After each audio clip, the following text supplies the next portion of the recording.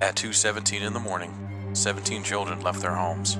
No screaming, no struggle, just empty sheets and quiet streets. Join us as we break down weapons on I Can't Move.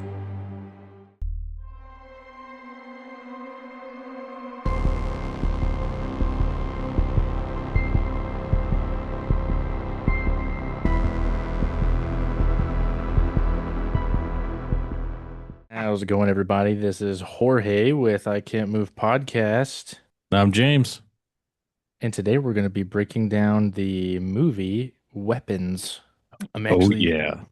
I'm actually really excited to dip into this one just because of the subject matter ahead. Yeah, it's definitely not what I expected. Not at all. No, creative. I'll definitely give them that. I was not expecting the turn that it took. Also major spoilers ahead too. Yes.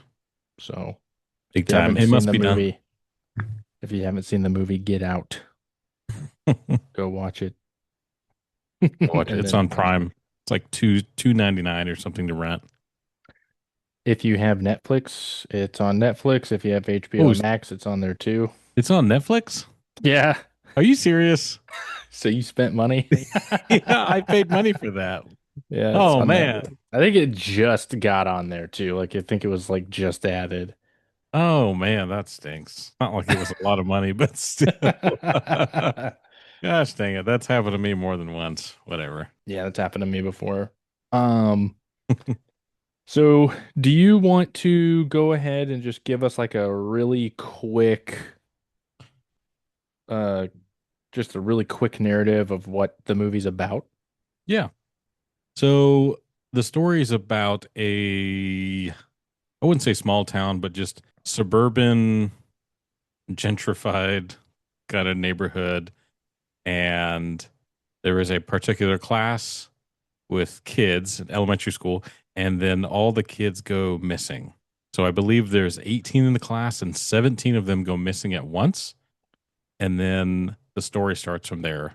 So questions start happening of why did all the kids leave? Who's responsible? And side note, a lot of the parents caught their kids running out of their houses on their cameras at Hmm. 2:17 a.m. So that's Hmm. basically the plot. If anybody out there saw the trailer or the teaser trailer, it just started with a bunch of kids running out of their house in the middle of the night. It was really creepy.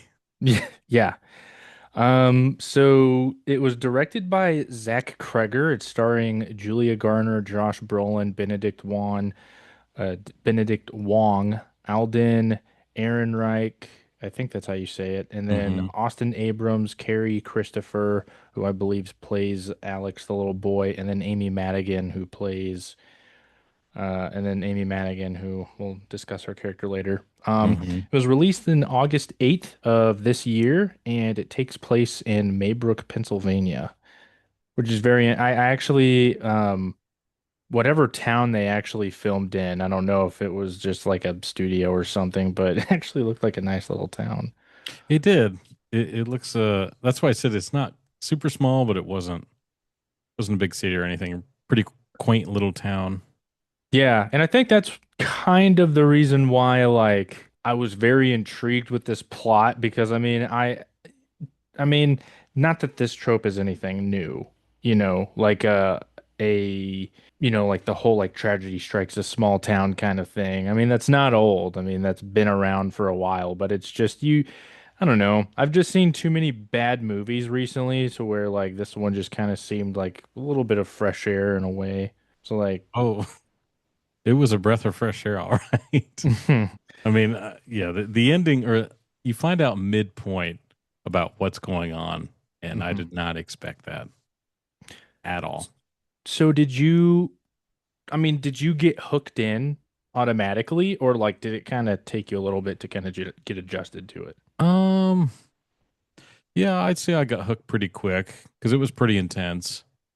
I mean, especially like both of us were parents, Hmm. and worst nightmare possible, your kids go missing. For So sure. it kind of hooks you emotionally, anyways. But the beginning of the film was pretty intense about the question marks of why the kids are gone. For sure. I was definitely hooked right off the bat, especially with the tension. I think that's what I appreciated was that like the beginning of the movie is essentially the prologue, right? It's this just quick narrative of like what happened, and then whenever there's actual dialogue that takes place, there's that tension at the parent-teacher meeting, and Josh Brolin, I think, does a really good job of actually playing like a grief-stricken parent. Yeah, he Um, does. Yeah. yes, and so I appreciated also like with how relevant pretty much everything was as well. So I was definitely hooked, for sure. What about like if there were any parts that like confused you? Like did you kind of were there certain parts where you were like scratching your head? Or maybe if that did happen, like were any like questions you had answered as you watched it? I wasn't confused at anything. I was more anxious about finding out what happened to the kids. I didn't want the kids to be deceased. I think that was my biggest worry. I I feel like the film very subtly hinted that all the kids were alive, but they made you wait to see what happened. And as we know, as the film progresses, it narrows it down to one point. I will say it was misleading at first, but I think it was done in a good way because they didn't want you. I mean, they had to have you at the edge of your seat, right? Because like Mhm. in the beginning, that little girl's like, they got up at 2:17 a.m. They ran out the house and were never seen again.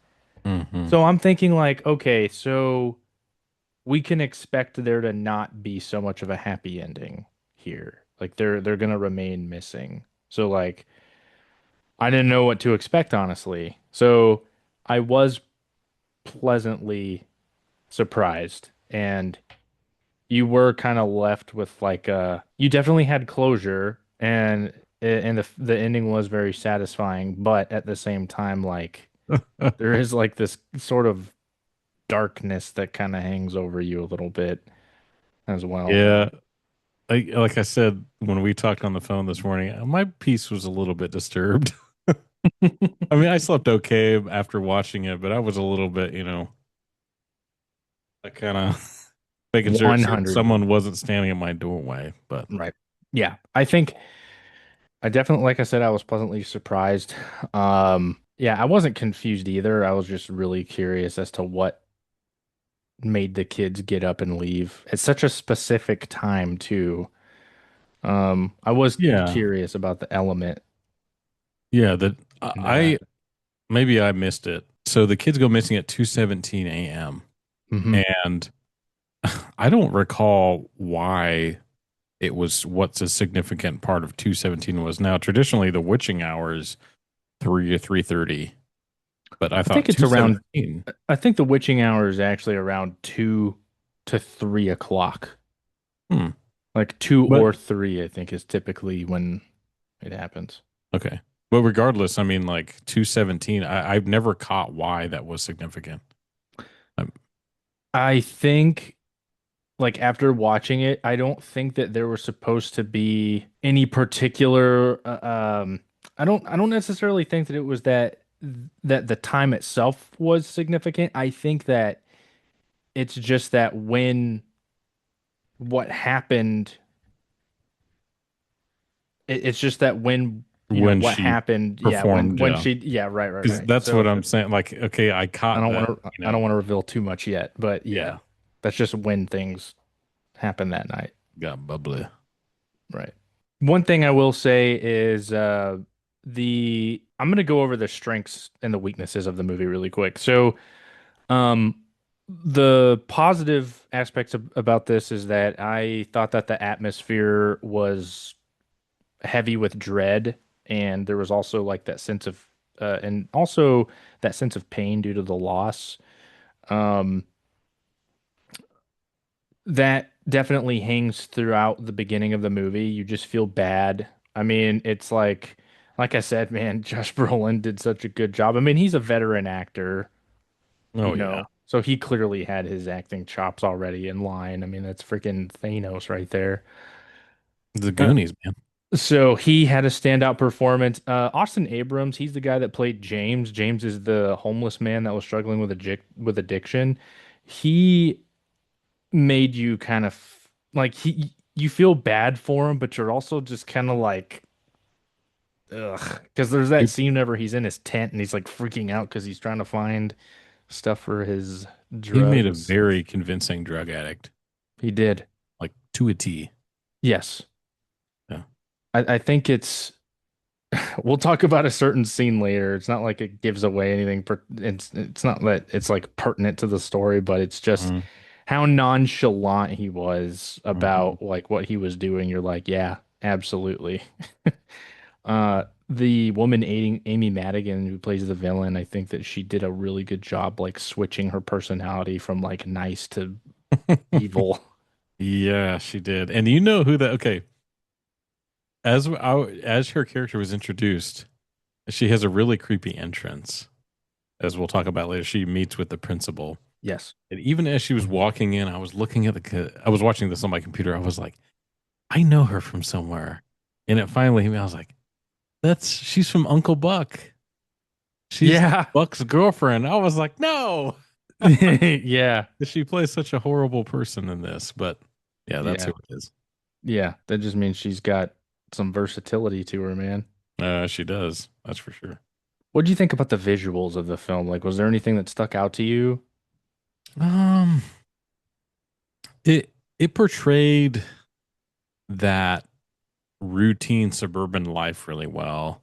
I mean, it wasn't like a cookie cutter neighborhood, but it just did a good job of like the interior of the homes and the exterior and that kind of we all live. And I noticed too when it shows the scene where the kids all leave their homes, it portrays the neighborhoods that are all mixed like really well. You have like the new additions and you have the mid, then you have the old, but Mhm. it's all part of this community, Right.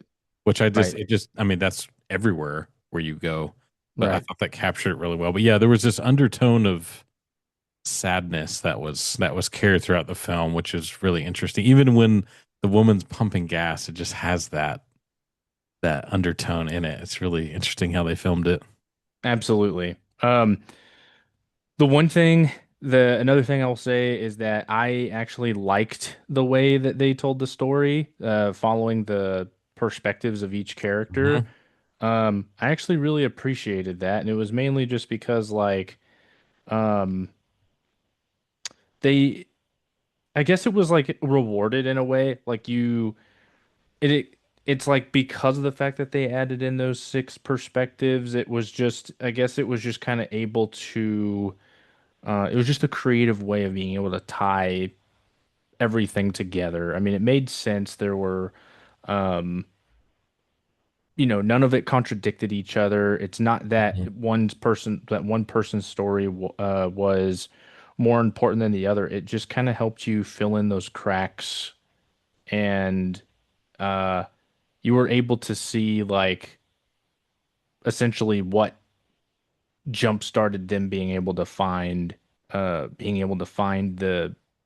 or not the solution, but they were able to solve the mystery, you know. It did. It all I think there were six Hmm. stories, and it made the film more interesting because they did a good job of staggering the stories. Because you're like, wait a second, how did they get from there? Then okay. Then you start to realize the pattern here, and Yeah, it forms together as one. But yeah, I really enjoyed that too. Made it more intense for sure.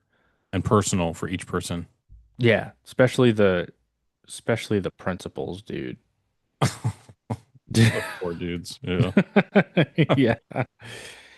Uh, is there any criticisms that you have, like negative critiques? Yes. So, okay, I know it's a movie, clearly. The non-response from the public when stuff starts happening drove me nuts. Like, you're telling me nobody noticed some of this stuff? You're telling me nobody noticed their neighbors where the papers are stacking up in the driveway, the grass isn't mowed, that no one's showing up to work? It's funny, like even the officer when he initially starts chasing one of the main characters, he doesn't radio in the dispatch what he's doing. He's just traveling a No. maniac. Yeah. There's like 20 cops at the department, and then he's the only one. I mean, none of it. You're like, oh, that's not. I like I said, it's a film, but that really irritated me. It was too far fetched. Like when the principal is, and you want to call it infected or whatever, and he's running through town. You're telling me no one called 911? Yeah. Yeah. It's just that kind of drove me nuts, Or dude. like the fact, yeah, for sure. He gets into a pursuit, doesn't even, yeah, it's like, Doesn't call come it on, in. dude. Yeah. Doesn't know. There's no. I don't think there's any other cops in the movie besides the ones walking around at the police station. Right. I mean, there's his, okay, that's actually another critique that I have, is that like now, I don't know if this was done intentionally, but the dialogue between him and his captain just felt awkward. Yeah, it did feel really awkward because that was. I don't. Were they engaged or was that his girlfriend's? It was his girlfriend's It father. was either his girlfriend's father or his wife's father or something. I don't know. There's something that Yeah. he says that makes me think it's probably a fiance. Yeah, because they were planning like a meal together or something. Yeah. Something. It was just Yeah. very awkward. But the crazy thing is that the guy that plays his fiance's dad, or we'll just call him his father-in-law. So Hmm. that guy, his name is Toby Huss. He's actually been in quite a few movies. Like he's a good actor. So I don't know if the dialogue was intentionally meant to be awkward. But like that guy is like he is funny. Like he was in a movie called Bedazzled. It was Brendan Fraser. Hmm. I don't know if you've ever seen that one. I've never seen it. I know what it is. Yeah. Okay. Well, he's in that movie and it was pretty funny, but he definitely has acting chops, so I don't know what was going on there. It just really irritated me. I don't know why it irritated me so much, um but yeah, the fact that the cop didn't radio in anything, didn't update anyone, didn't call for backup. He didn't even like, dude, you don't even know if he actually went and got checked for like what happened. Yeah. You know what I mean? I mean, how many times did he get stuck or stabbed with a Yeah, paraphernalia? And he's just like, yeah. so he got stuck with a dirty needle once while doing a search. And then the second time, the guy had three needles and got him in the face with it. And I'm assuming that was heroin. It looked like black in the syringe. I'm just guessing, but he got Did stabbed in the face. You would have a Yeah. contact high instantly. Yeah. I mean, three of He them right in his face. Yeah. I mean, they look, dude, I'm telling you, they did a good job. Like those Yeah. needles looked dirty, they were Yeah. bent, and they looked Yeah, dude. they were But some of disgusting. that stuff, you're like, what? Yeah. Um, as far as the marketing and like what the movie and then what I actually saw, I'm gonna give them credit here, the marketing team. I'm gonna give them Oh, yeah. credit because the trailer didn't give anything away, at least nothing, no important details. Um, it just made you feel a little bit uncomfortable but curious. So I was satisfied with I was really satisfied with that because dude, there's been so many movie trailers out there that just totally give the entire movie away and it Hmm. really just it makes me so angry. Yeah. No, I Uh, agree. It's the marketing 10 out of 10 because the teaser with all the kids running out of the house and you're like, ooh, I want to see that. Oh yeah, Just like, whoa, I want to know what happened. I saw 10 100. seconds. I want to know. Yes. No. Yeah, it just makes me think of I don't know which Fast and Furious movie this was, but like in the trailer they reveal that Vin Diesel and what's the other actor? But Is it, they do it's not what? Jason Statham, is it? No, but they reveal that Dominic Toretto, like they reveal the villain is his brother, and it's like you couldn't have waited for the movie to reveal that. It just had to. It's too big. Well, no, they had to because it was Unless terrible. friend. That's why. They're How many like, are they on? I don't 10? know. I honestly think that was like their 10th movie. Yeah, I lost count. Anyway, I appreciated I definitely appreciated the trailer. Hmm. It was creepy, and you were like, I want to go see that. Yeah. Okay, so we can go ahead and go into the plot of the movie and explore the each different perspectives. I have it all laid out here, so whenever you're ready, I can just dive in. Is this full spoiler alert? Full spoiler alert. All right. If you haven't seen it, better leave and then come back. And All right. then review what we've said, and if you disagree with us, let us know. Let Please. us know why. And then if you obviously agree with us, then you can also just give us your opinion. What did you think of the movie? The beginning of the movie starts with Justine. That's Julie Gardner's character. Um, the movie starts off with the gloomy monotone voice of this little girl explaining to the audience what has happened. She explains that every kid has woken up at 2:17 a.m. and left their homes, running out of the front door with their arms spread out. Beware of the Darkness by George Harrison begins to play. A teacher is seen walking into her classroom and sees only one student out of the 18 in her classroom sitting in his chair. That student is later identified as Alex Lilly. The screen goes to black with the name Justine in white. When we see a parent-teacher meeting, we then see a parent-teacher meeting where the parents are distraught about their kid's disappearance. One unidentified parent begins to point to Justine and asks why it's her classroom that their kids have disappeared. The parents become so unsettled that school staff has to escort Justine out of the meeting and is later seen at a liquor store where she gets a phone call from a creepy person. Justine goes home and pours herself a drink, which is when her doorbell rings. She's startled by the sudden loud knocking and goes outside to see that witch has been painted on her car. Justine is then speaking with the principal, Marcus, who is played by Benedict Wong, and asks how Alex is doing. She is told that Alex is doing well and asks if she can talk to him, but is ultimately told no.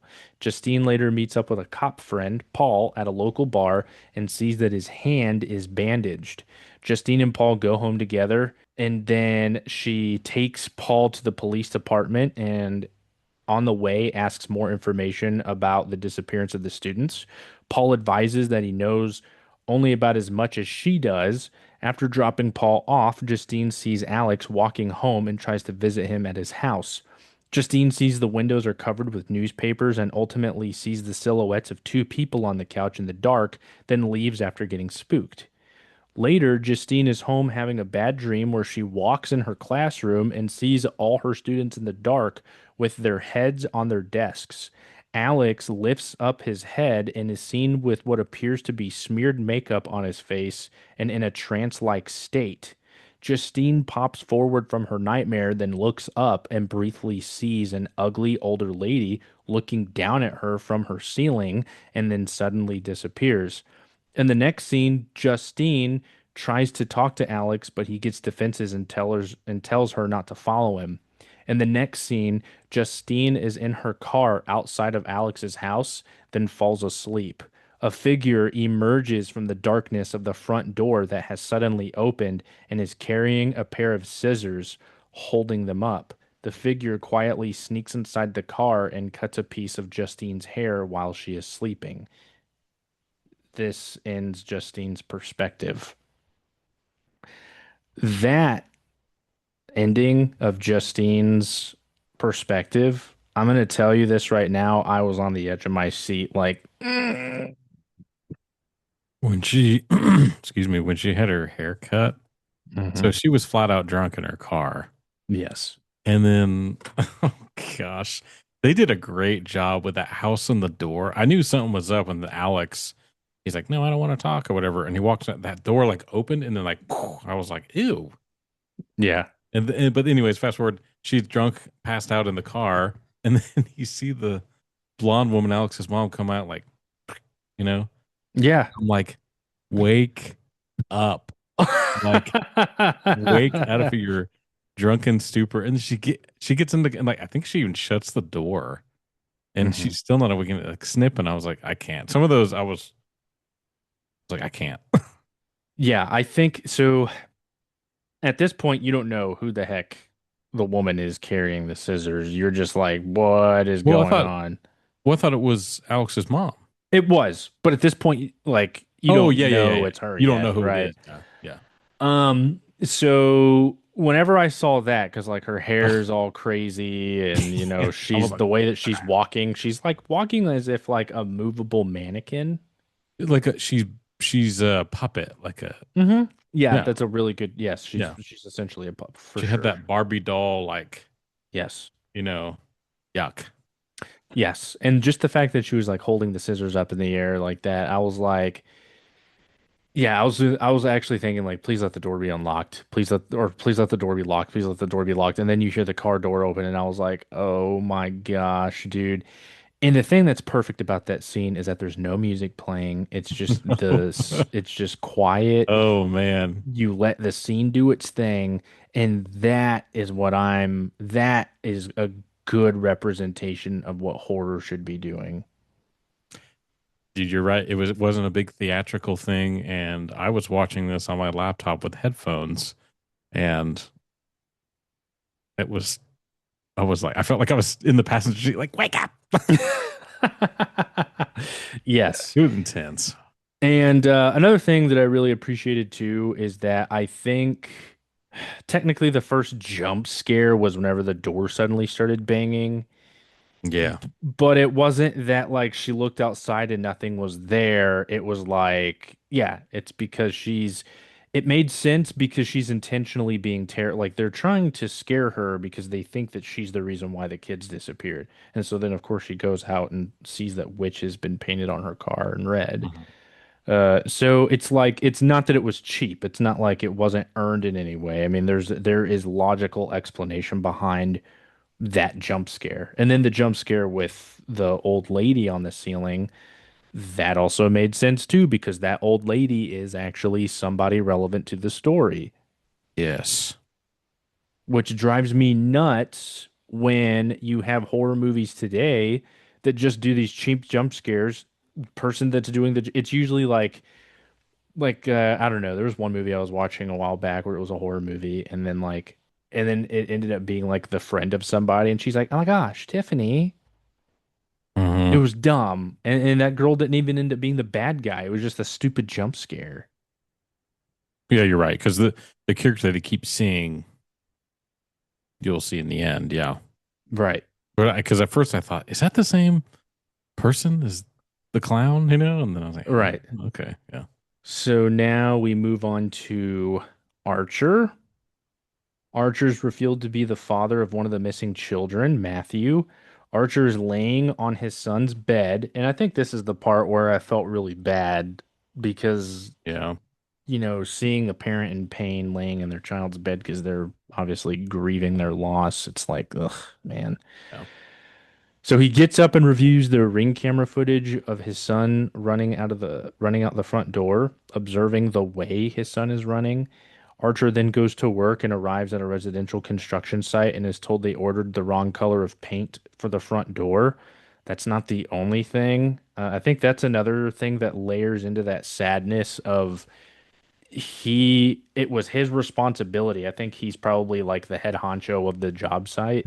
Mhm. Um, he is the one that kept on making all these mistakes, and clearly his mind isn't right because of his son being missing. So you just feel bad for him. Yeah. Um, so the yeah, wrong color of paint is at the front door, the paint being cherry red. Archer loads it in the bed of his truck to return it. Um, But he goes to speak with the police captain and advises that he doesn't trust Justine, the teacher, and is visibly irritated when the police captain informs him that he doesn't have her listed as a suspect. Archer is then revealed to be the angry parent at the meeting to start pointing to Justine as a possible reason for the kids being missing. He is then revealed to be the one who painted witch on her car. I don't know if I would actually do that in real life or not. Yeah. I don't think I would. What about you? Do you think that you'd pull something like that? No, I wouldn't want to draw attention to myself. No. No. There are totally other ways. There are totally other things you could Indeed. do. Yeah. Later that night, Archer is in the middle of having a nightmare when in his nightmare he gets out of his son's bed and sees himself sleeping. Archer calls out to his son, then sees the front door open. He sees Matthew running and follows him to a house. Archer goes upstairs and sees Matthew laying in a bed and asks Matthew where he went. Archer starts to cry and apologizes to Matthew. I think that's where I didn't get emotional or anything, but that's where I started to really feel bad. Because what did he say? He was in the middle of saying, like, I'm sorry I didn't say it. I wish I had. Like, do you know what I'm talking about? Oh, yeah. It's filled with regret and the loss of his son.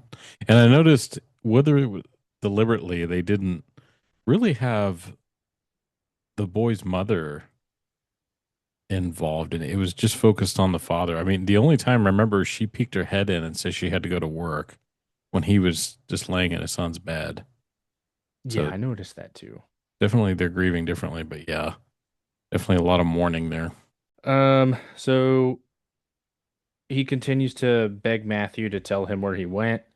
Suddenly, the same ugly old lady appears, but is now where Matthew was laying, which forces Archer to wake up. That scene was actually kind of funny.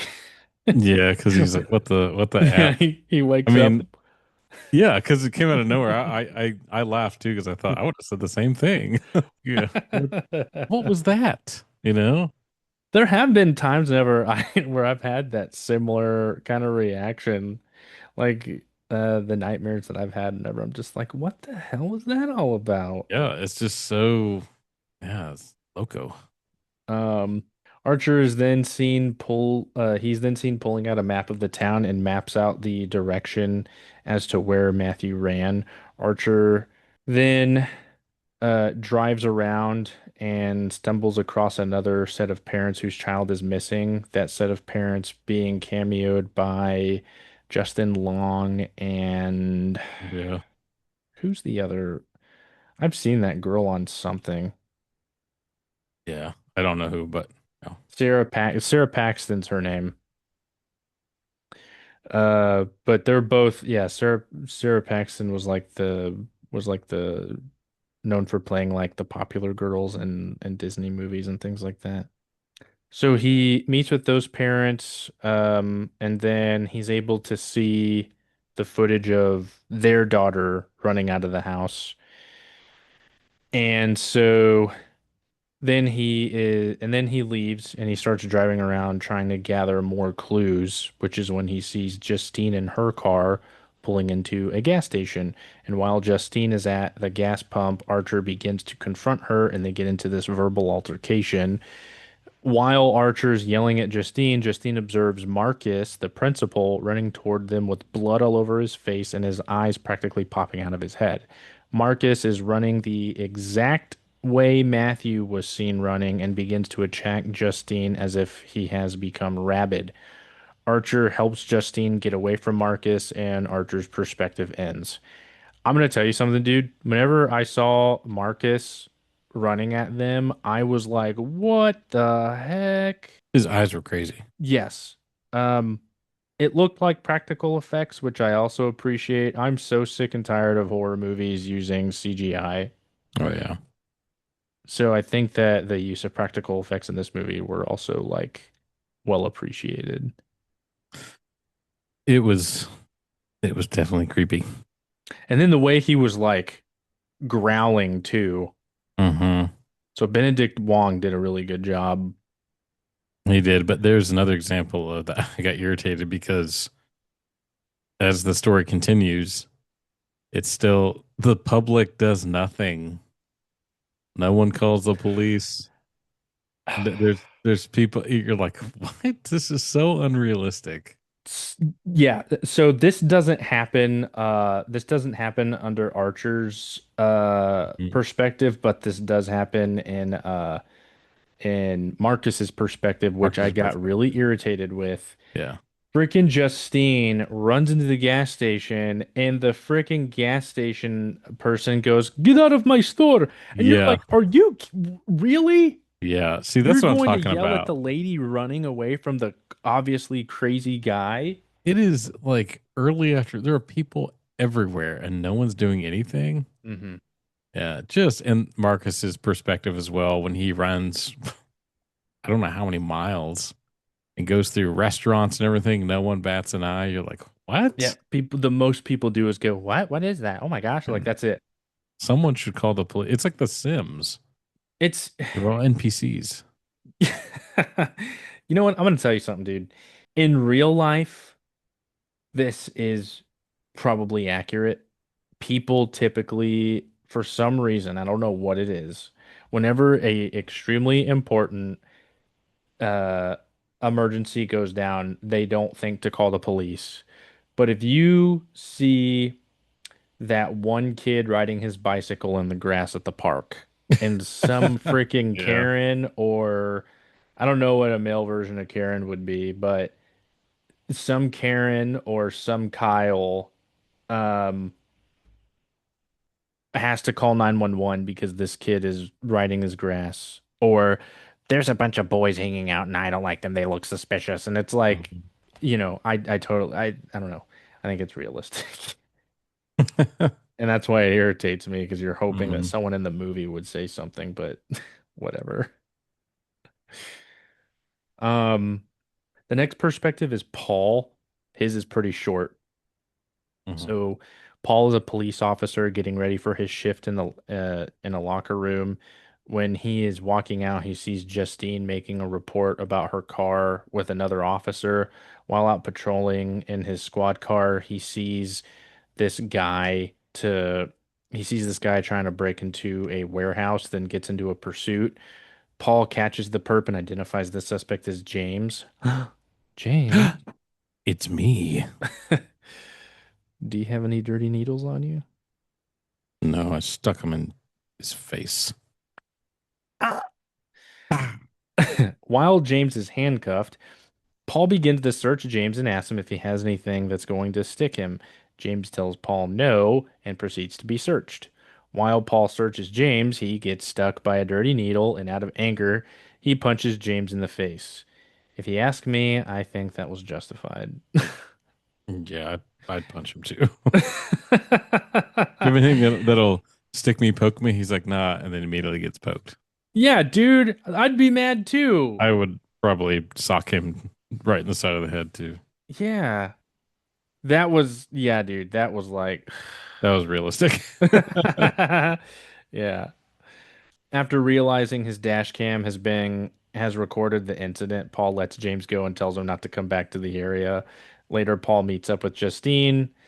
They do it, and Paul later sees James again walking toward the police station and chases after James again, and Paul's perspective ends. So I know that some people might be wondering what was the point of Paul's uh perspective, but I think that the reason why his was important is because uh I think he is the reason why James goes and finds the house later Yes. on. And he deserved everything that happened to him because he's the world's worst police officer. Yeah, I forgot to include that James never calls for backup. He never asks, he never Doesn't tells. communicate, works Yeah. solo. I mean, maybe that was also intentionally done. Maybe they just wanted a straightforward thing. But dude, apparently Maybrook, Pennsylvania doesn't have any protocol. Yeah, they must not. They don't have they don't have 10 codes. They don't have anything. Yeah. There's no radios in the car. You just go. You see something, you just handle it. Yeah, that's right. Whenever you're doing a search like that, you're always going to want to have somebody with you whenever you're doing that. Yes. It just Yes. Yes. what a goofball. Yeah, dude. So then we transition to James, who we see as a homeless addict. He's in his tent in the woods and is trying to smoke hard drugs. James then walks through the streets while on the phone and is tugging on car handles.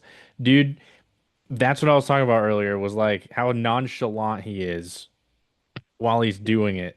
Very, it came to him naturally. Because yeah, I Yes. love how he's on the phone talking. He's just casually just if he can get one and then you know, like Yeah. so well played. Yes. His character definitely irritated me too. Hmm. Um, but it was just because of how I think how accurately he portrayed Yeah, yeah, you his got annoyed role. of him. Yeah, He does eventually find an unlocked door and steals the items from the car, then tries to sell it at a pawn shop with no luck. After the pawn shop fails, James tries to break into a warehouse and is chased by Paul. I will also say, like, the pawn shop scene was pretty funny because I think that the guy, even on his face, was like, I know you stole this. yeah, oh You're yeah, trying to, like, sell me this Hello Kitty iPad. Are you kidding me? yeah. He's like, come on, $50, like 10. 10, 5. I will say too, his acting, like portraying somebody that's that's experience. What would you say? Not relapse. But Maybe he was an active user. I think he was just in between highs. yeah, Like he was looking for an upper again, and he yeah, like how desperately he was trying to smoke his crack pipe, yes, like to get any. I'm assuming he was trying to get any debris out of it he could. yes, He was just looking for his high. Yeah, yeah, yeah. He did honestly, man. Like he did his role was done really well. yeah, Um, so after the encounter with Paul, James roams Maybrook in the rain and finds a house to break into. While burglarizing the home, he goes into the living room and finds two people sitting motionless as if in a trance-like state on the couch. yeah. That was like, what is going on? I think that's where I was starting to get really uncomfortable because I was like, what's gonna happen? Like, Well, as we saw, so was Justine's perspective first? Yes. yes, And so when she peeked in Alex's house and she saw the two parents sitting on the couch. So remember, all the windows were covered with newspaper, and then there was a gap in the back. And she looked in and she saw the two parents are silhouettes of them sitting there. I was like, oh.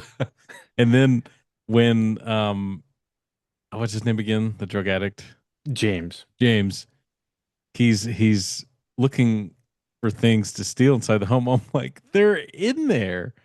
And they did a perfect job. He's like, yeah. He turns around and oh man, that was really disturbing though. Yeah. Well, what I liked is that he gets startled and he goes, "I'm sorry, I'm so sorry," and then he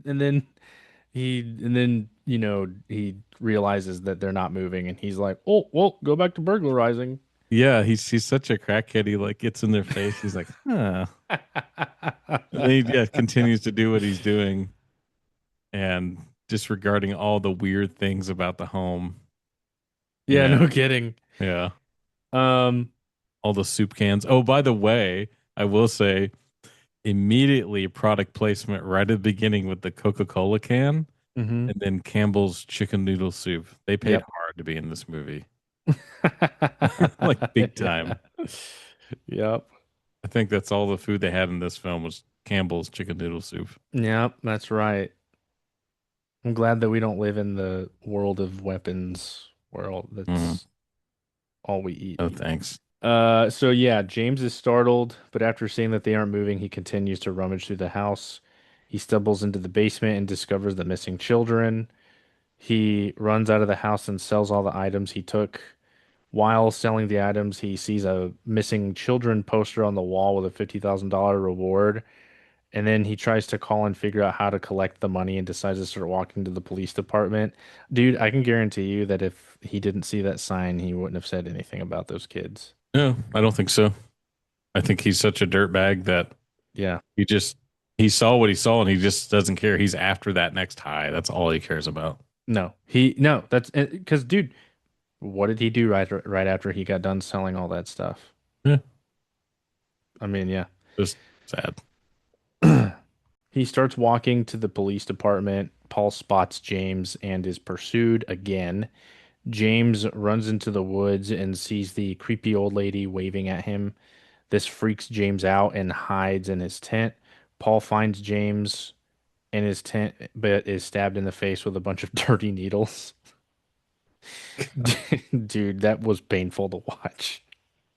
And you knew it was him too. You're like, it's the cop. And then Yeah, 100%. That I did see coming. Um, Paul gets ready to shoot James, but is told that he knows where the kids are and is led to the house that he burglarized. Paul has placed James in the rear of his squad car and handcuffed. Paul goes to make contact and is seen talking to someone, but we don't know who. Paul has let James, Paul has left James for several hours in the rear of his squad, and now it is dark. Paul then comes storming out of the house and opens the rear of the squad door. He appears animalistic and drags James out of the squad car, and the scene cuts to black. Did you hear him like, yeah. dude? I think that's what I was. At that point, I was like, what the heck is going on? Yeah. So you think like, what is happening in that house? But Yeah. once again, I just felt it was so distracting. He's on duty. His squad cars. There's no status check. There's nothing. It's like you're telling me no one questioned like where he was. I know they emphasized in the beginning of the film about like, what are you doing later? You know, he's arguing with his fiance, but oh, I'm working. You know, I'm working. It's like there's no one's checking on him. That's just like it's so unreal. hmm So just just ridiculous, dude. Yeah. No, that's a really good point. At no point. That's the thing, dude. Like they have to be pretty careless about how they do stuff. Yeah, it's just a Because different. because at the end of the day, like if they did have a responsible dispatch, if they did actually have like competent police officers, they would see like where his squad is parked and start Yeah. seeing like what the heck is Uh, going on here. I need a status check, and he's not replying. Like, yeah, he's fine. Yeah. No 10-4, nothing. Nope. They're like, oh, he hasn't said anything and he's still on duty. He's been working to 16. Yeah, he's on to something.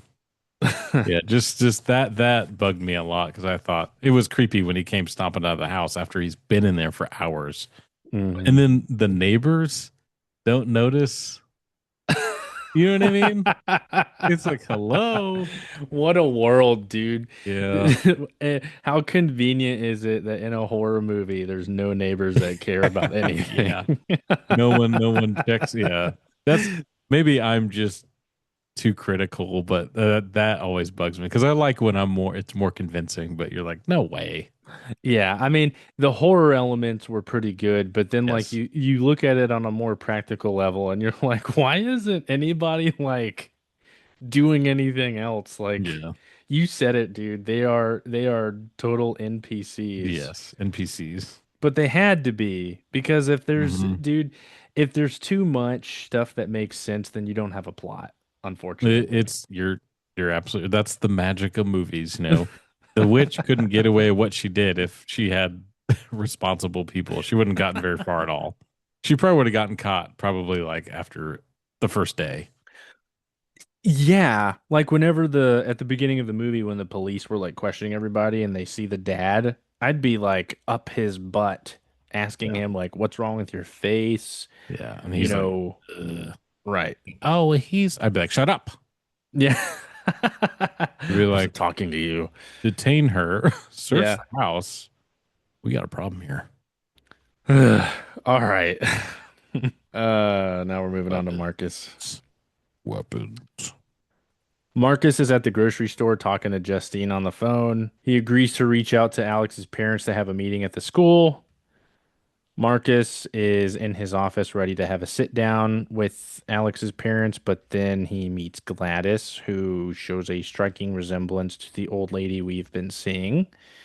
Gladys advises that she is Alex's aunt, but is told by Marcus that he needs to speak with the parents because they are his legal guardians and is trying to avoid contacting CPS. Gladys is then seen looking down at a series of ribbons that Marcus has been awarded. Then the scene transitions. Marcus is now at home with his husband slash boyfriend. I don't really know who that guy was to him. Mhm. fiance, whatever, and hears the doorbell ring. Marcus opens the door and sees Gladys, who is appearing to be rather parched. Gladys is invited inside for some water, but asks for a bowl instead of a cup. Once she receives a bowl of water, she pulls out a stick and has one of the ribbons that she saw earlier and now has it wrapped around the stick. She cuts herself and draws blood, rubbing it around the ribbon. Gladys rings a bell and Marcus is suddenly immobile and unable to speak. He is put in a trance-like state. Gladys goes over to Marcus's husband and cuts a piece of his hair and wraps it around the stick. She breaks the stick in half, which results in Marcus attacking and killing his, I guess we'll just say significant other, because I don't Mm-hmm. really know what he is to him. Mm-hmm. When Marcus kills his significant other, Gladys throws the stick in the water, which causes Marcus to stop. Gladys then wraps Justine's hair around another stick and snaps it, causing Marcus to run out of the house and find Justine at the gas station, which is where he attacks Justine and Archer.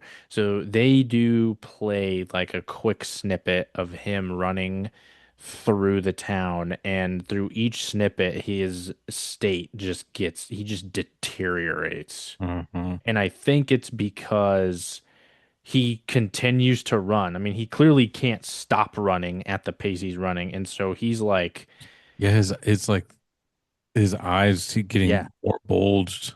hmm Like he's he's being forced to do this, but his body can't even keep up. right. Yeah. I feel like if he had snapped out of the trance at that moment, he probably would have just dropped dead Yeah, he would have died. or Yeah. something. I mean, he would have died regardless. Hmm.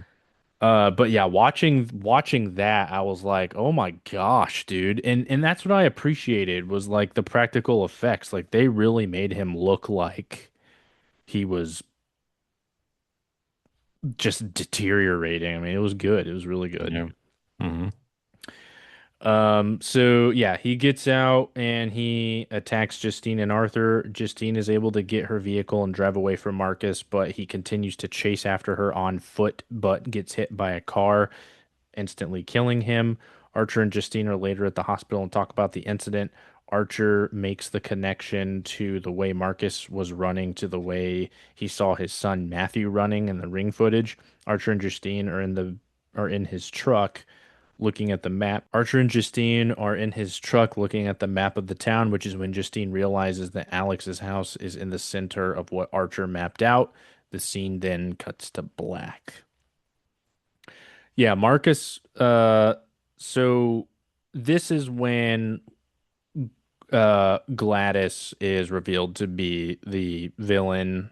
Hmm. The she's a witch practicing witchcraft, which from what I saw, I don't think that they were actually using any kind of like real, like they weren't like they weren't using real like known occult practices to implement into the movie because there was a show that did that. It was Vampire Diaries, from what I was told. I don't know if there's any validity to that, but I wanted to check and make sure. And from what I understand, there wasn't. It was more of a metaphor um, Yeah. that they There used.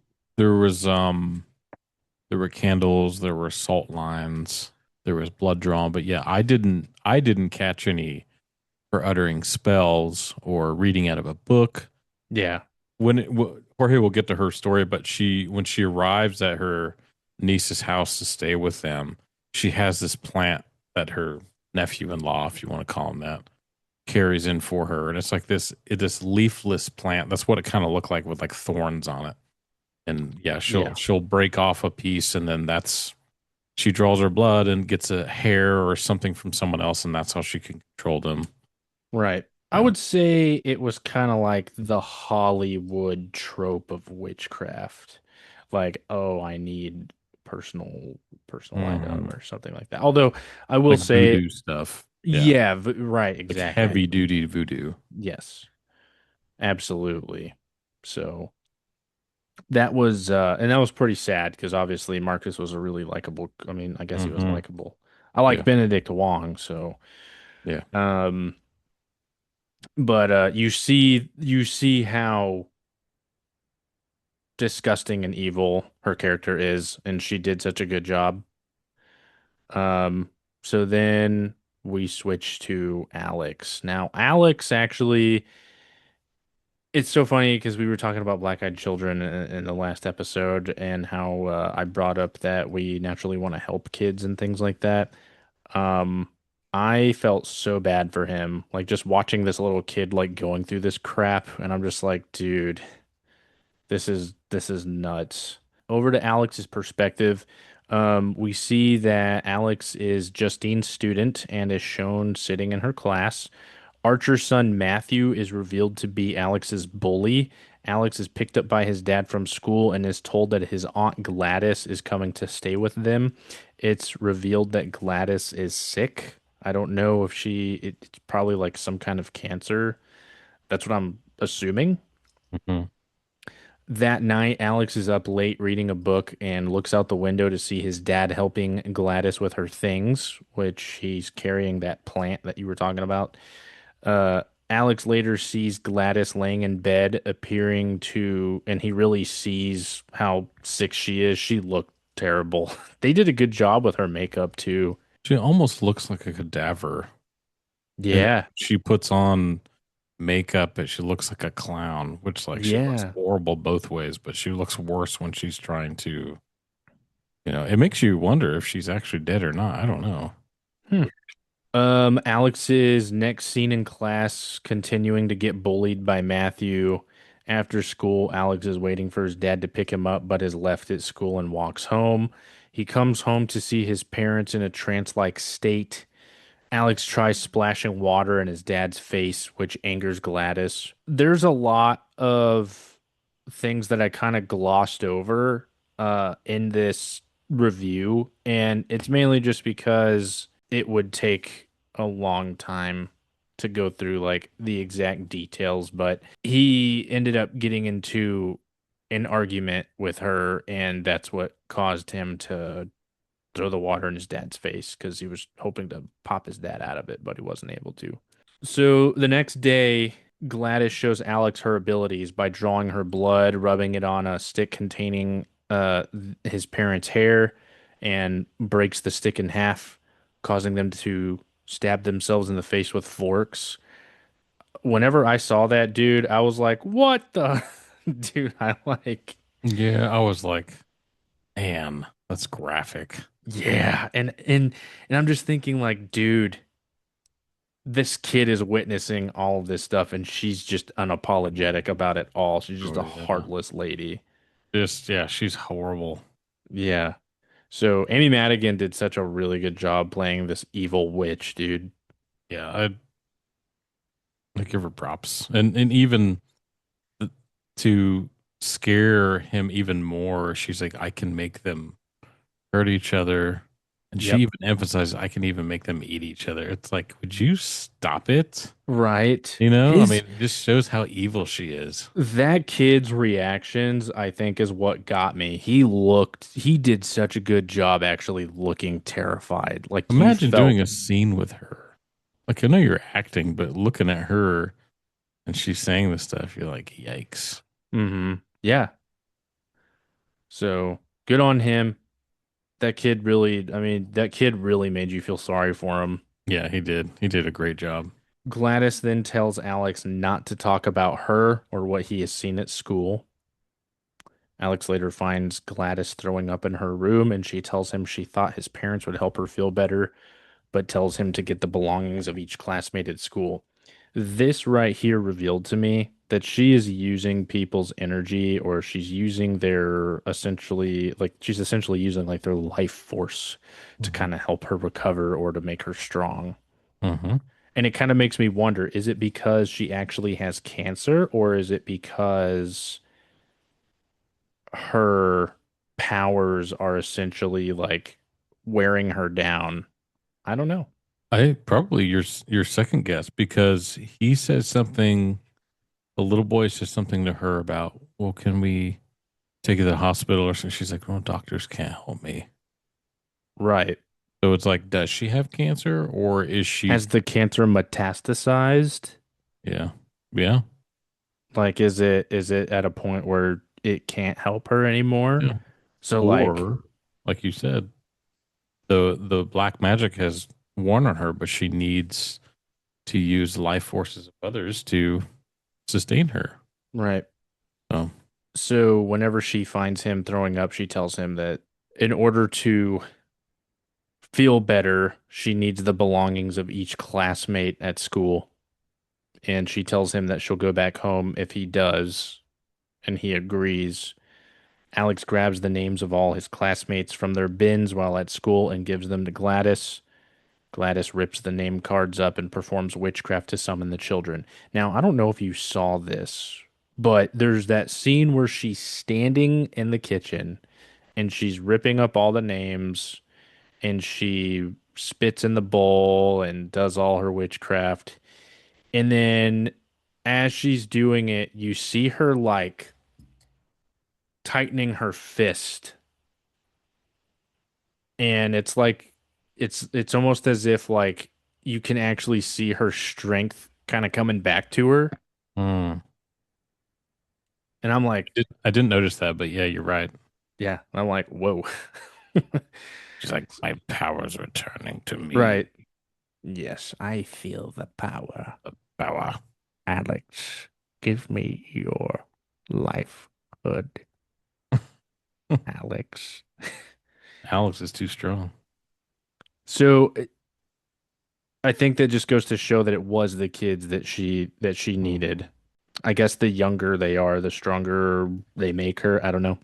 I don't know how that works. Yeah. After ringing the bell, the kids run in their trance-like state. I mean, clearly they're under her spell and they run at 2:17 a.m. That's just when she did her ritual and called them over there. As the kids are running in the house, she has like this evil smile on her face and she's like doing the rubbing of her hands while they're doing it. It is kind of a cliche, but it works really well with this scene because it doesn't look cartoonish. It looks like she is just this freaking crazy. And then they show they show Alex looking at her, and he's like, you can read it on his face. He's like, you're nuts. He is then shown feeding his parents and the kids from school while they're under Gladys's spell. One day, Alex comes home from school and now sees Paul and James under her spell in the living room. Gladys tells Alex to pack and that they're leaving tomorrow. As she walks in her room, she tells Alex not to step over the salt. Gladys has poured salt across the floor in front of her door, and Alex's parents are standing behind it, which ends his perspective.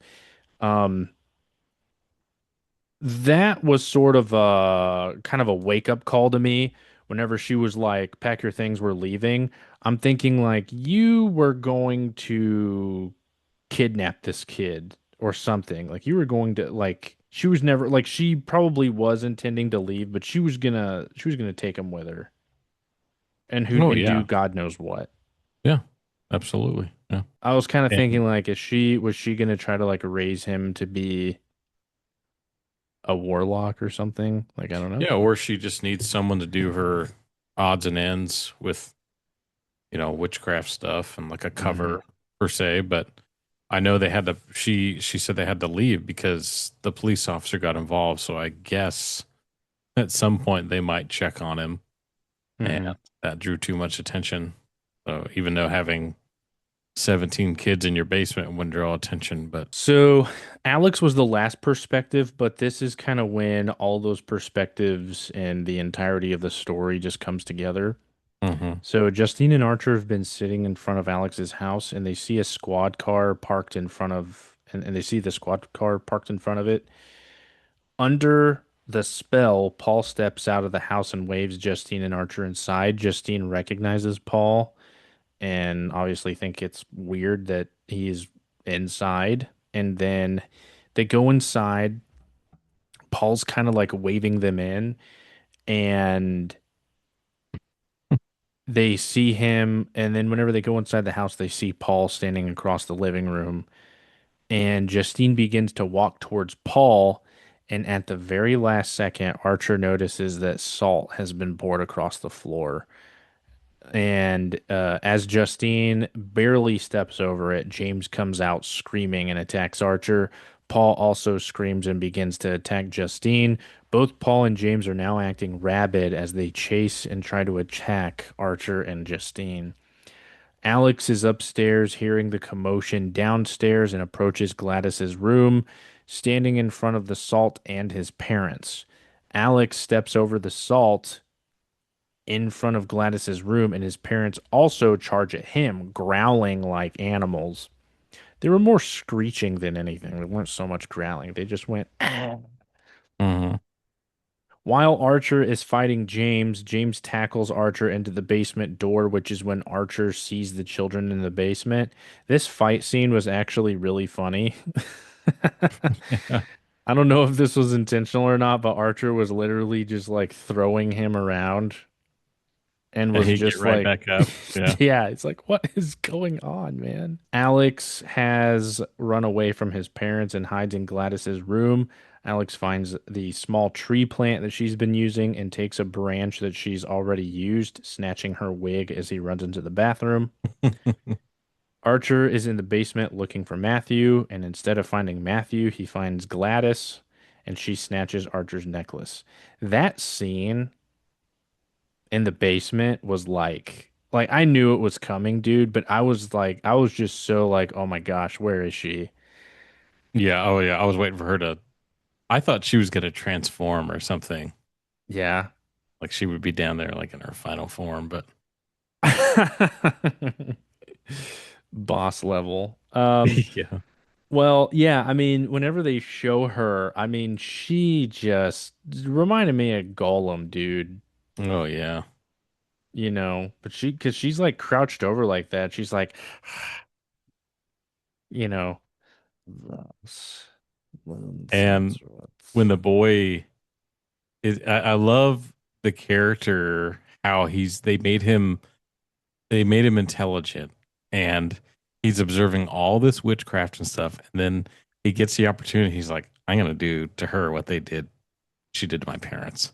Mm-hmm. Breaks off a twig, puts some of her wig hair on there, personal belongings, pricked his finger. I'm like, that a boy. Yeah, heck yeah. He very observant. Yeah. I did like that. I like watching a horror movie where the kid technically becomes the hero. Yes. And Um, I'll say this side note. mhm. It doesn't explain it, but is is it just the user who uses the magic, the practices that like the branch, whatever? Is it the power within a branch or is it a bloodline? Because remember they're related too. Ooh, Like that. See what I did there? yeah. That's a really good point. Like, And could yeah, I anybody do that, or was it because remember it's drawn blood and they are blood relatives? So yeah, was it that? now you've got me now you've got me No, thinking. I got your brain turning right now. So, yes, in the bathroom, Alex is copying what he has seen Gladys do with the stick. He pokes himself and draws blood. He wraps hair from Gladys's wig on the stick that she made for his classmates, then breaks the stick in half. This causes the kids to chase Gladys. Yes. Whenever I saw that, I was like, yes, Yeah, I was like, here we go. This is gonna be. yes. Now, I had another problem. All of a sudden, she turned into an Olympic sprinter. You know, she was Yeah. dying, right? She needed more life force, and then all of a sudden, right when he broke the stick, Alex broke the stick. She knew it too. She's like, oh Oh, no. yeah, she felt it. That's She the crazy felt it. thing. And then she bolted. And the fact that there's like a 5 minute running scene, I'm like, this lady couldn't run away from those kids were berserk too. Yeah, dude. I mean, the kids are fast. Yes. Okay. Especially at that age, they are freaking fast. Yeah. Now, I guess the argument that you could have is that one, she immediately knew it was done, so she had a pretty good head start. Yeah. She knew what was coming. She knew it was coming. Secondly, I think it was I think it's possible this is a theory because even I think I'm more siding with you. I think I'm just like, how is this old lady getting this much? Hmm.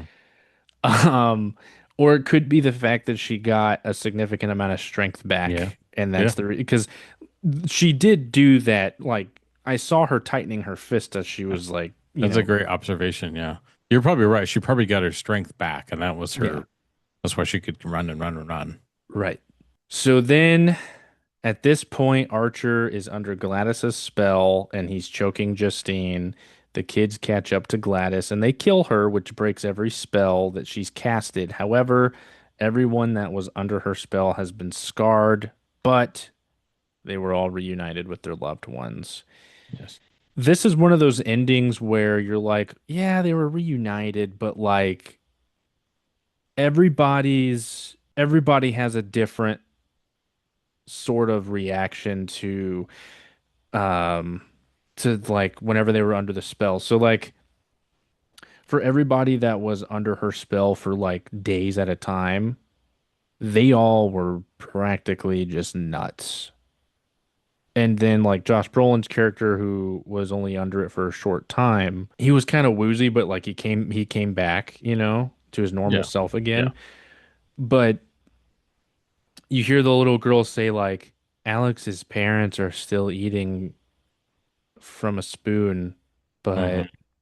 but it, she's basically saying it was at a loony bin. Yeah. Like they're vegetables. Yeah, Like the spell deteriorated their mind, yeah, which was really sad because it didn't. I don't know if it was a happy ending, but the spell clearly did some major damage. right. You get closure, but Mm. yeah, that sucks. Same for the kids. The kids, I believe, were in a similar state Right. because she mentioned the narrator, the little girl, that some of them spoke again and others didn't. That she said something like that. Yeah, she was like, "Oh, some of them just started speaking this year." Yeah, And it's like, well, that's kind of that's that could imply a lot of stuff, man. That doesn't necessarily mean that they're articulating anything. yeah, yeah, They could have like three-word vocabularies, yeah. So I will say, some people are gonna look at this movie and be like, haha, yeah, he used witchcraft to defeat blah blah blah. And it's like, no, this is the thing. Like the horror element of it, I appreciate. I like the fact that the jump scares were earned. It was more of a psychological horror than anything. It's not like your typical monster movie or anything like that. However, at the same time, this I think it really does it gives you a good sort of view of like what messing around with that stuff can do. And there's people out there that legitimately think like, well, she was participating in black magic, not white magic. And it's like it doesn't matter. It's the same coin. Like, yeah, nobody wins in the end. Come on. And with Right. power, if this film doesn't show you already, she may have been able to gain power through magic, but look, it was hurting her as well. Right. So Absolutely. there has to be a sacrifice. Nothing's for free. No. And that's a really good, I think that's a really good thing to point out too, is like, yeah, she was affecting other people, but her own health was suffering too. And it Hmm. was most likely due to that.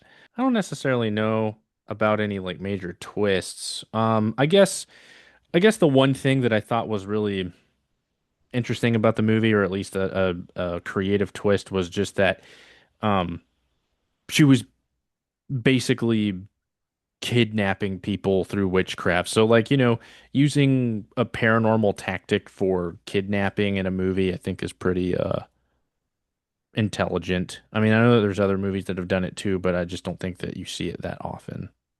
Yeah, it kind of just took you by surprise because you think this was part of the story. I really thought that it was something, you know, like a secret government program or something, like Stranger Things, something Hmm. much larger and much darker what's going on. It was drawing the kids, not not a witch that came into town looking for some energy to feed on. I did not expect that at all. Right.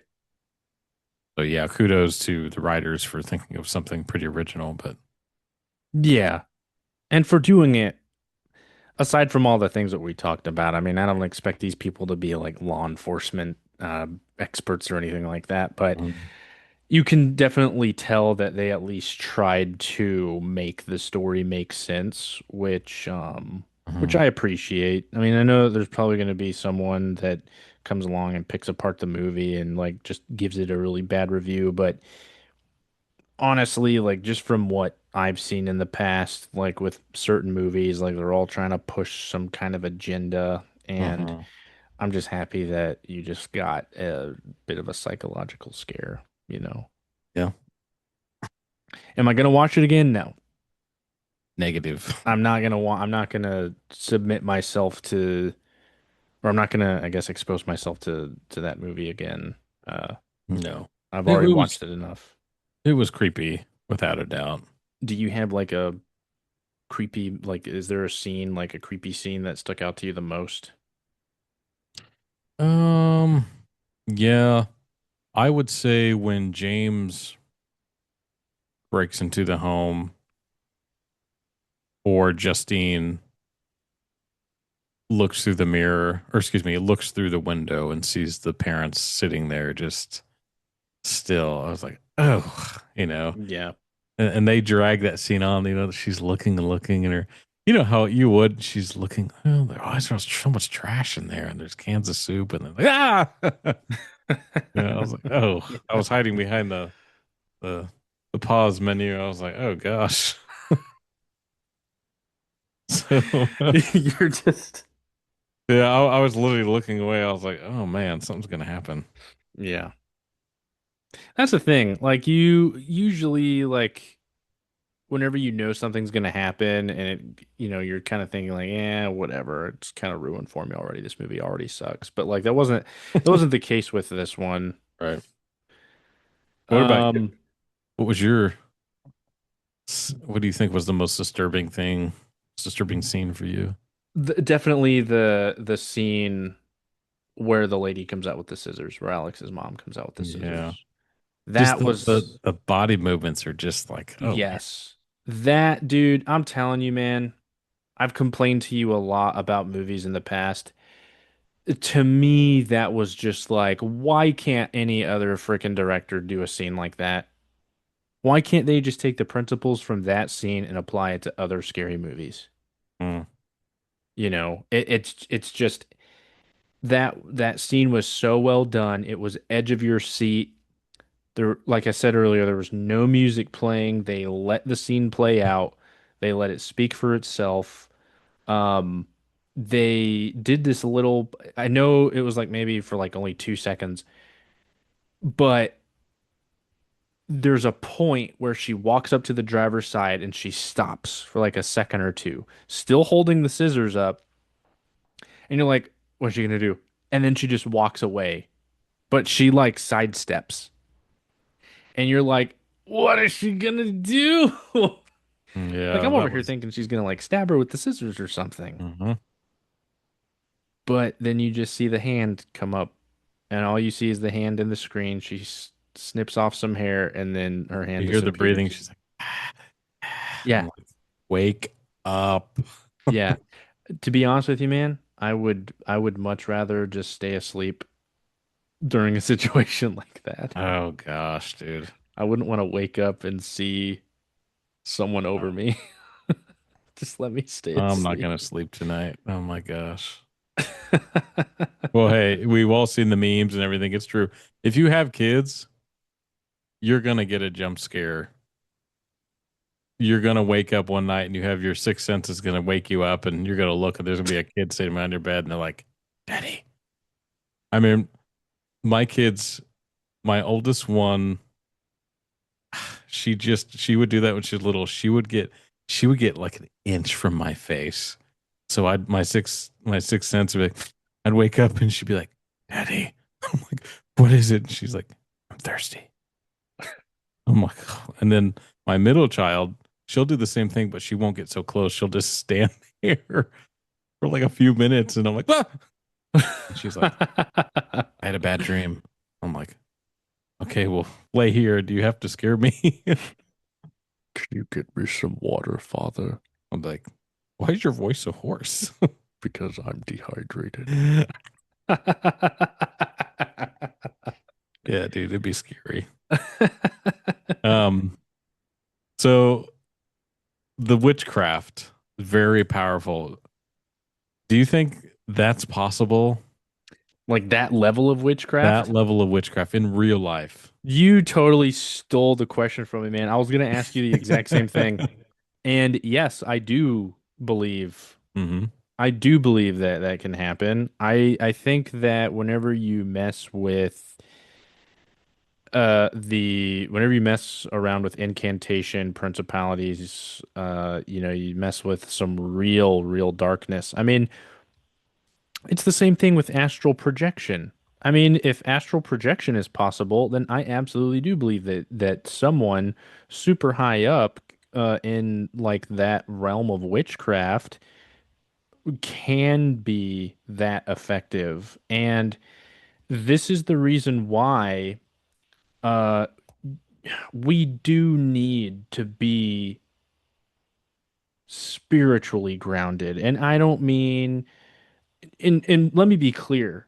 I'm not saying to be spiritually grounded in your own personal beliefs, whether you're a Muslim, Buddhist, whatever. That's not what I'm saying.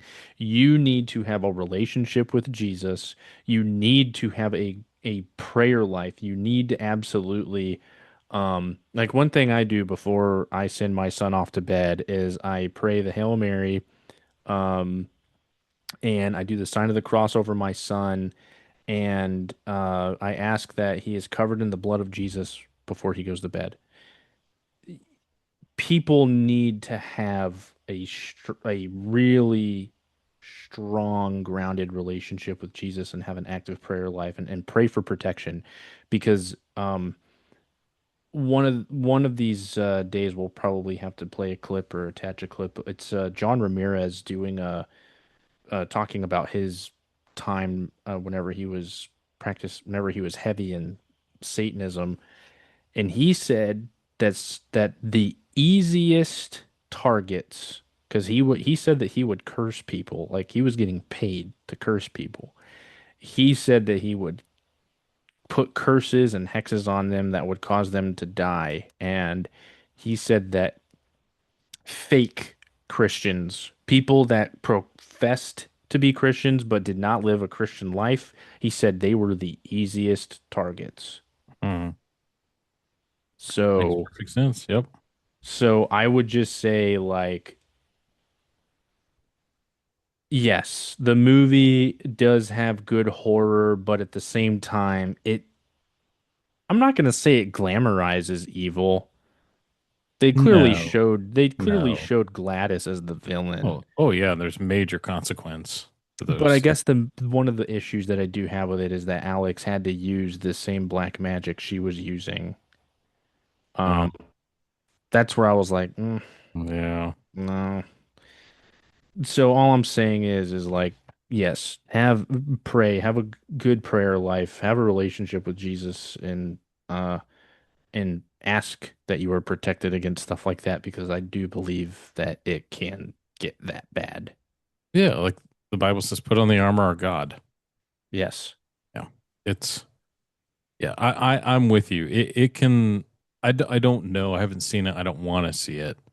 But that level, I believe it's true.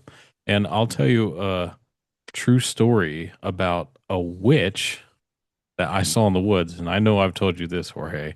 I feel Oh, like I'm always yes. saying that. I've told Jorge everything. Well, no, I'm glad that you're actually getting this story out. So, Yeah. So this happened to me and my buddy several years ago. It was probably mid-October, and we had just eaten a bunch of Taco Bell. And so we're like, let's go walk this off. And near where we live, there is a university, and the university happens to own like hundreds of acres of woods. There's like a cross country trail out there. It's really beautiful, but majority of it is woods. And so The weather outside, it's windy, it's rainy, but we're guys, we don't care. We wanted to walk. So we start on the trail, and it's pretty desolate back there, especially on a bad day. And so we're walking and talking, and we get towards the back end of the trail where it starts to curve and go around, and we see a bike, and the bike is tipped over towards the woods. And so we notice it's a female bike, like a female would have, and we kind of get concerned. We think, huh, well, nobody should be out here, and who would leave their bike all the way out here? Now, we know there have been some attempted suicides and things like that in that area before. Some confirmed, not confirmed, whatever. So we're concerned. We see the bike. We go up the hill to see if we can see anybody. And keep in mind, it's windy, it's rainy, and we're trying to communicate like with each other. It's creepy as all get out because we don't know where this person is. We don't know if they're attempting something to harm themselves or they're doing something else. We're walking on what looks like a deer trail on the hill. We're looking around. We don't see anything. So I'm like, I don't know. And we're like, I don't know. We should head out. Maybe someone just left their bike. And as we're agreeing to leave, we both see something with our peripheral vision. We look down the hill, and down the hill, there's a huge river. It's called the Mississippi River, and it's just flowing too because it had been raining. We see this girl digging with her hands like a dog, like, and that instant feeling of we're not supposed to see what's going on hits us like a rock. We just, oh, and as far as we know, she didn't see us. So we turn around and we like hightail it to a corner, like around the area. And keep in mind, we know this area like the back of our hands. And so we get to a safe spot, and I'm like, did we just see the same thing? He's like, yes. He's like, what was she doing? And I said, it looked like she was burying something. So what do we do naturally? We sneak back in there and try to get an angle on her. It took us forever.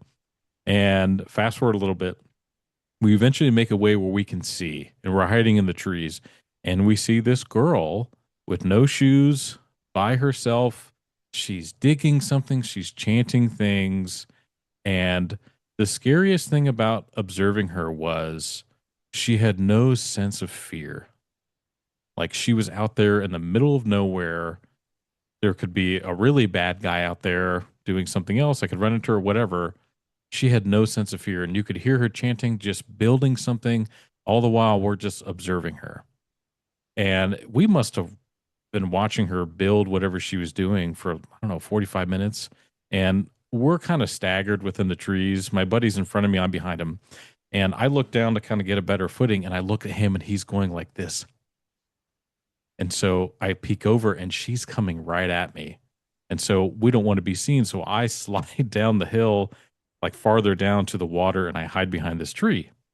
And I just don't move. Because what do we know about being in the woods? What are you attracted to the most? Is movement. So I just hold still.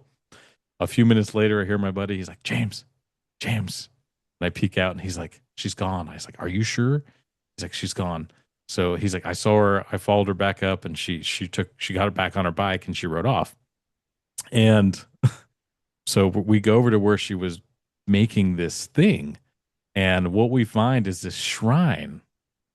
And it's bizarre. It has like a caterpillar in the middle. It's got all these intricate leaves and design. Anyways, we find out later it's probably Wiccan of some kind, but we don't know if she buried something inside. We reported it to the university because we thought they ought to know. They did up finding who did it, and they had a discussion with her. But the scariest part was that we just randomly stumbled upon that. We kind of nicknamed it the Witch in the Woods because of what she was doing. She's practicing witchcraft, whether that be, like you said, white magic or black magic or whatever. Regardless what it was, it's not good. And the overwhelming spiritual battle we felt too of being out there, it was like evil. It felt like there were four things out there, four people, and there was only three that I could see.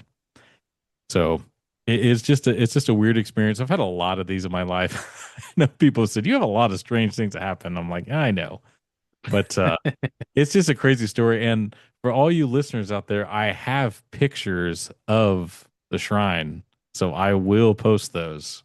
So I'm not full of it. I have pictures of this, and I will post them online. So that's my story. I have seen them. And Yeah. I remember just being in total shock. Yeah. Yeah. It Like, was dude, creepy. It was creepy, guys. It really was. I know I tried to lay it out as descriptive as I could, but we weren't expecting that. So the yeah. digging part where we both were like, I don't see anything, and then you see some girl just I'm talking like if anybody's seen the exorcism of Emily Rose, when she's like digging in the corner in the film, that's what it looked like. It was like, Oh, oh, you know? yikes. Yeah. Yeah, So dude. Yeah, that's so terrifying. so just the story, I didn't see the extreme of the film we're talking about, but I saw something else. Whatever her goal she was trying to achieve, I have no idea.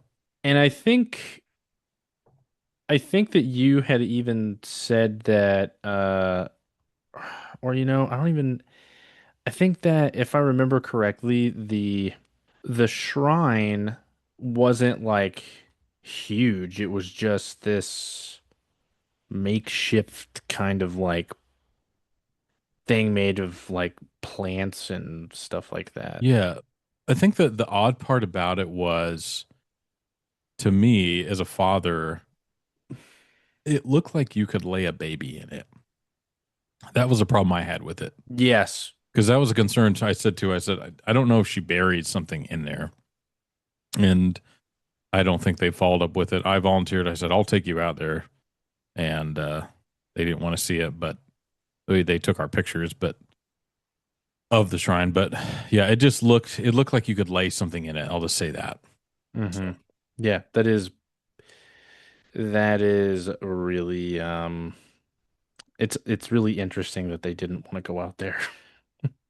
yeah, that still bugs me to this day. They're like, "No, we'll take your word for Yeah. it." Yeah, I'm like, are you sure there might be something buried in there? Ah. Yeah, because I mean, at the end of the day, it's not like a crime Right. It's occurred. not a crime, but it was on private property and yeah, they should be notified. Yeah. If you have seen the movie Weapons, let us know what you think. We are doing a movie review, but the thing is I'm not necessarily advertising it to anybody. I'm not Yeah. going to encourage anyone to watch it. We watched it because it was pointed out to us by a good friend of ours because they had mentioned the trailer. And after watching the trailer, we were like, yeah, we want to watch it. But now, after having seen it, just because of how heavy the subject matter is, I would just heavily recommend that you guys just, you guys just try to find something else. I I will say, I know that I've been saying, good things about the horror element of it, but it's just you also have to ask yourself, at what cost is it worth Yeah. it? Like, I remember you literally had told me, James, that it had taken some of your peace away. So if this movie is going to take your peace away as well, um, don't watch it. And I will also say there's some movies out there that even if it doesn't take your peace away, that doesn't mean that you should watch it. Mhm. So, Yep. um, I we agree just 100%. yeah, we just felt like the subject matter was because of the because of the turn that it took, the subject matter was worth talking about. Oh yeah. Yeah. So, so for all of those that did watch Weapons, go ahead and leave us a comment. Tell us what you thought. Was there anything that we said that you agreed with? Was there anything that we said that you disagreed with? Please share us your thoughts and your theories. And we also want to say that if you have any personal stories, please reach out to us.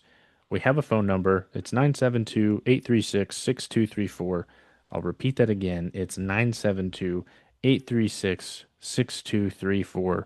You can leave us a voicemail. Let us know your name, the type of story it is.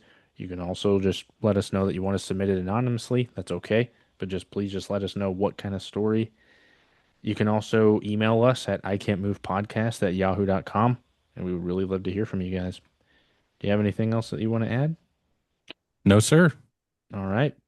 Well, it was good chatting with you guys. Hope to see you on the next one. Peace. Peace out.